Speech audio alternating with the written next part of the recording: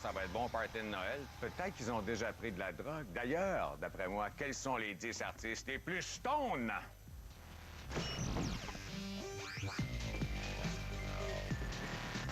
Drogue. En 10e position, Jean Leloup. On m'a dit que des fois, il oublie qu'il est en spectacle. Et là, il jamme, puis il dit « Comment ça, il y a bien du monde, non? » C'est dommage, par exemple. C'est des drogues dures pour Jean Leloup. C'est un peu pathétique.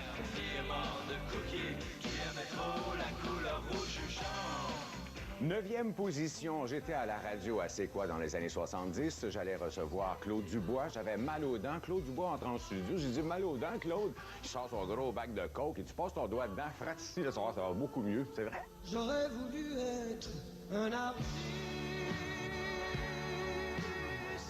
En 8e, Jim Morrison. Lui disait vouloir vraiment vivre on the edge, à la limite. On a vu ce que ça a donné. Hein? C'était un poète psychédélique important, mais c'est la drogue et l'alcool qui l'ont porté. En 7e position, Kurt Cobain. Il y avait de gros problèmes de drogue, bien sûr. Il n'y avait pas la blonde la plus stable au monde non plus. Mais je me disais que s'il n'y avait pas d'armes aux États-Unis, peut-être qu'il serait encore vivant aujourd'hui.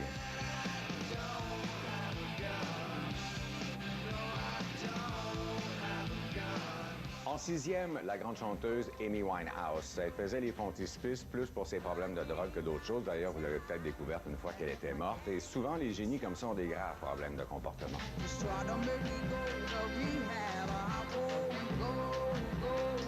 5e position, juste pour vous dire qu'il n'y a pas que des rockers ou des rappers qui ont des problèmes de drogue. Miles Davis, un des plus grands trompettistes, a pris de l'héroïne pendant des années, mais ce qui est vraiment bien, c'est qu'il s'en est sorti tout seul, cold turkey.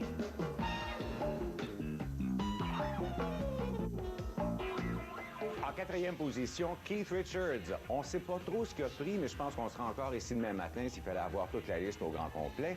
Ce qui est surprenant, c'est qu'il fonctionne encore.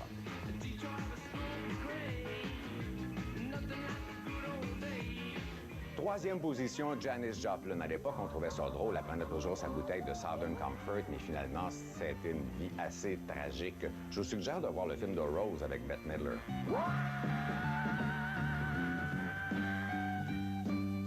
Numéro 2, bien sûr, ça prend un rapper, Flavor Flav, un autre qui faisait les premières pages des magazines pour ses problèmes de drogue.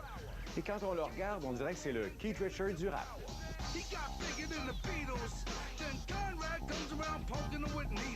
Première position, j'ai mis Billie Holiday parce que ça fait très longtemps qu'elle est morte. Vous pensez peut-être qu'il n'y avait pas de drogue dans ce temps-là, mais elle, en 1947, elle a été emprisonnée parce qu'elle se piquait à l'héroïne. Même sur son lit de mort, elle se piquait encore à l'héroïne.